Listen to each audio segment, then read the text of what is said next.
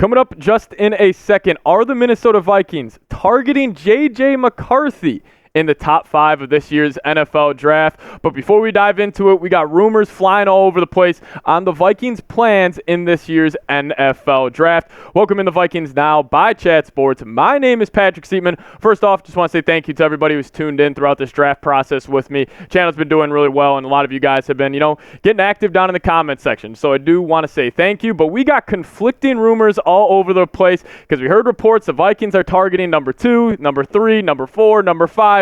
They're all over the place. So let's just dive into the latest we have around this football team, and it's coming in from Daniel Jeremiah. He had this interesting quote the other day around what he thinks the Vikings are going to do. He did say this, though. He says, it feels to me like you have a for sure landing spot. And I said that in a video early on this week. The Vikings don't make that trade with the Texans unless they have a handshake deal. He said, maybe let's assume that's number 4 with the Cardinals. So that's the floor. And you say, okay, we're going to make an effort and try like crazy to see if we can get Washington or New England to bite. But if we don't get them to bite, we have a deal at 4. And my thought on this, the Vikings are calling every single team. Even if the Commanders hit you back and say, we are for sure taking a quarterback, if the Patriots hit you back and say, we are for sure taking a guy at number 3, the Vikings are still going to make them an offer. And I think they're going to honestly make them an offer that will give them a option at least. Because let's just say New England or Washington, they just continually go throughout this draft process and they don't for sure love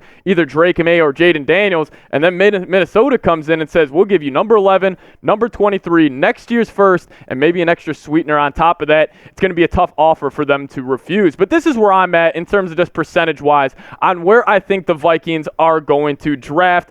I honestly think they're very outside shot they get up to number 2 overall. Maybe they are so in love with Drake Maye, like we've heard, that they just send Washington whatever they want to go get that number 2 overall pick, but I just don't think that's too likely. I do think the Patriots are an interesting option here. I think they really want to land a top wide receiver in this year's draft class, and if you offer them 11, 23, and next year's first, I could really see New England kind of saying, we'll push back our quarterback timeline, build a more complete roster, and then go trade up next season with that extra first-round pick that Minnesota gave us, and maybe they go then and get their guy. But I do think it's going to probably be number 4 or number 5. If the draft goes quarterback, I think the Cardinals are pretty certain they want to take Marvin Harrison Jr. at 4, so I have them at 27%. But I think, no doubt, the most likely option is the Vikings picking 5th in this year's upcoming draft and probably drafting J.J. McCarthy. We'll get to that in a second, but I want to get you guys involved on today's video. If you had to predict it for me right now, where will the Vikings pick in the first round? If you see they are not making a trade, you could say 11 and 23, but let me know what you guys think. I'll make this the pinned comment on today's video. Where will the Vikings pick in the first round? Let me know your thoughts down in the comments section.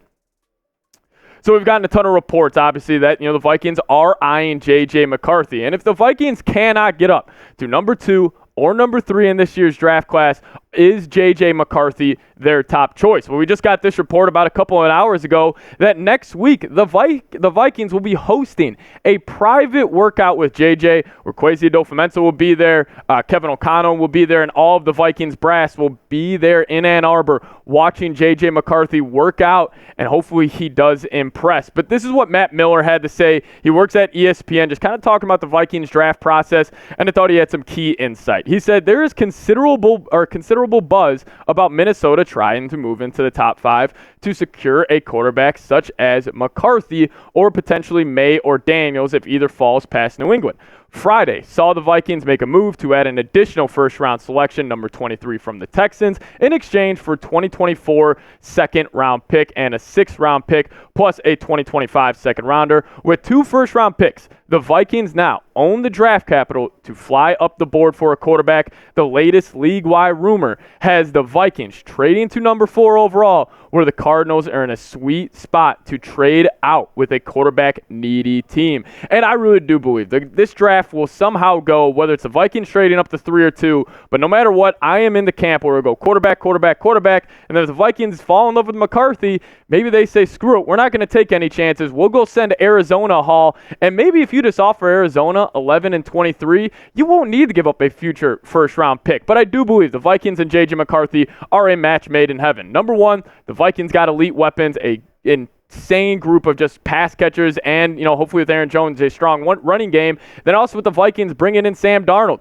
You allow McCarthy, who just turned 21 in January, to sit a full season in Minnesota. But I want to dive into some advanced stats here on McCarthy because I do feel like there is a wrong narrative going out there on his game. And, the typical, he's a game manager, check down quarterback. That is true to a certain extent, but he does have the ability to push the ball downfield. And I've said this multiple times. Just because Michigan didn't ask him to do it doesn't mean he can't, because he did it his senior year at IMG. He was throwing the ball over the lot, but his passes of 20-plus yards, he was 25 of 46 this season for over 700 yards and a really solid touchdown-interception ratio of 10 touchdowns to 1 pick. But the thing I love the most about JJ is big game moments. He shows up. And listen, these national championship game stats are not going to blow you away by any means. I mean, he only threw the ball 18 times. How could they? But he was 10 of 18, had 140 yards, no touchdowns because Donovan Edwards had those 2 house calls, but he did have 31 rushing yards on the ground. And I do think JJ, in my opinion, he's the second most mobile quarterback in this year's draft class, because we saw when he was backed up in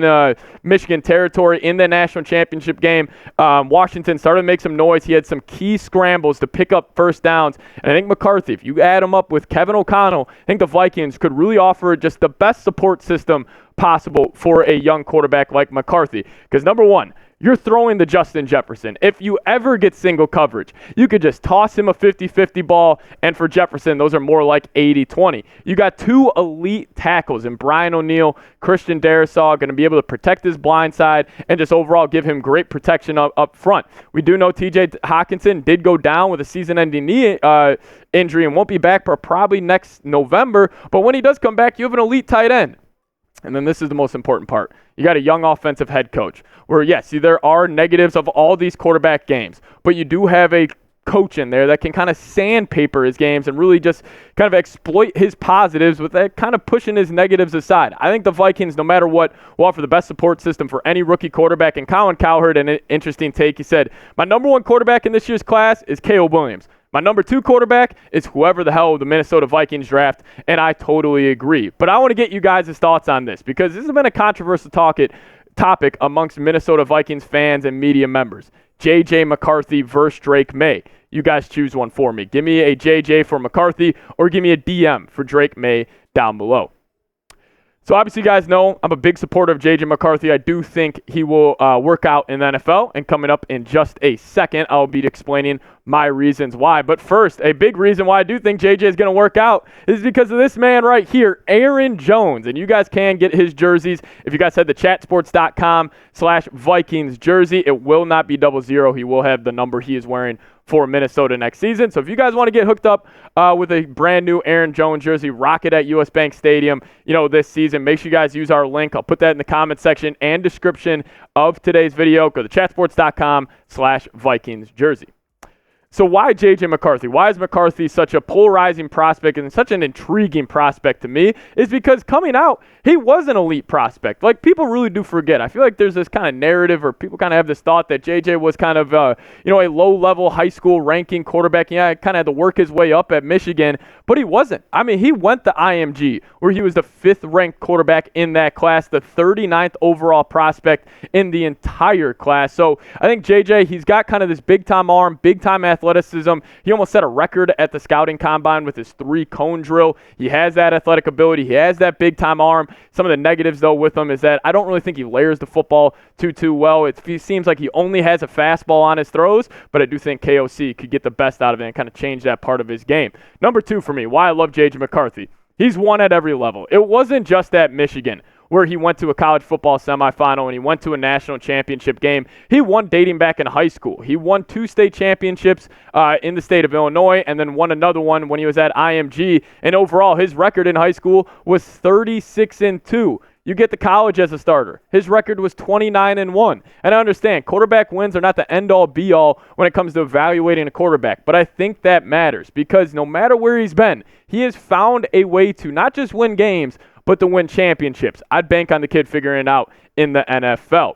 Also the intangibles with JJ. If we're looking at all these quarterbacks and just kind of evaluating them, on the field, maybe JJ McCarthy probably finds himself at maybe 4th or 5th as the best quarterback just strictly on the field. But I think intangibles matter. There's another Michigan quarterback named Tom Brady who made his career off the intangibles. And Peter Schrager had this report coming out of the scouting combine that he said he was by far, McCarthy, the best quarterback at the combine in front of the whiteboard when it came down to breaking down schemes, breaking down plays, coverages, whatever it may be. McCarthy was no doubt the best quarterback in front of the whiteboard, and I think that's key because that's the next level. It's all about processing, and if JJ is the best processing quarterback in this year's draft class, if then his physical capabilities can kind of match up with that play, I think it could really end up working out. And this may be I'll say this. This is my favorite reason about McCarthy, is the unknown. The dude just turned 21 years old in January. He is a draft class below Drake Maye. He is 2 draft classes below Caleb Williams. He is 3 classes below Jaden Daniels, Bo Nix, and Michael Penix. I can just imagine this. Where will he be in 3 years? Because right now, if I'm just, saying for one season next year in the NFL, I'd probably have JJ at 5th on my rankings. But that's not what I'm bidding on. That's not what I'm kind of banking on for him. I'm trying to see what he's like when he's 23 years old in an NFL weight training program with NFL coaching, all that tutelage and all that great knowledge he would receive from a team like the Vikings and Kevin O'Connell and Josh McCown as the quarterback coach. I just really do believe what he will be like in 3 seasons, he could end up being the 2nd or 3rd best quarterback in this year's draft class. I think the Vikings would offer him a perfect landing spot here in Minnesota. But first off, I just want to say thank you guys so much for watching today's show. But if you guys made it all the way to the end, I want to know where all the real ones are at. Give me a skull down below in the comments section. I want it looking like US Bank Stadium on game day. So if you guys made it all the way to the end, I'll show you some extra love down in the comments section. Just give me a skull down below. And also, guys, make sure you guys are subscribed to the channel. Clear if you made it this far in the video, we're doing something right. So hit that subscribe button, lock us in as your go-to Vikings YouTube channel. Any news, reports, rumors, whatever we get around this football team, I'll have a video for you guys, no matter the day or time. So make sure you guys hit that sub button and lock us in. As always, Skol Vikes.